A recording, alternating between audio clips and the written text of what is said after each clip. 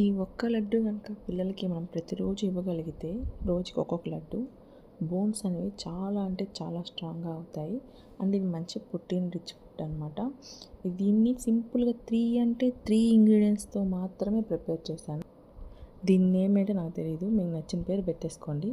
ఇది మాత్రం ఖచ్చితంగా మంచి హెల్తీ ఫుడ్ అని మాత్రం చెప్తాను అనమాట పిల్లలకి.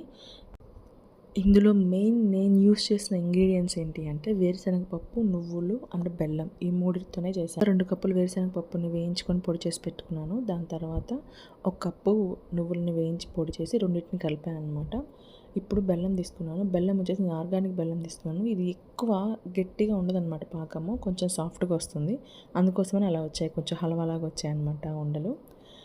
అవి లైట్ తీగ పాకం వచ్చిన తర్వాత నేను ప్రిపేర్ చేసుకున్న పౌడర్ని అందులో వేసి కలిపేసి, పిల్లలకు కాబట్టి కొంచెం నెయ్యి వేసాను, మంచిగా స్మెల్ వస్తుందని. మీరు వేసుకుంటే వేసుకోవచ్చు, లేకపోతే లేదు.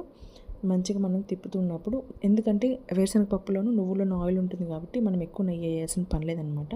అది కొంచెం గట్టిపడిన తర్వాత గ్రీస్ చేసిన ప్యాన్లో తీసుకొని మనం ఉండలుగా చేసుకోవడమే.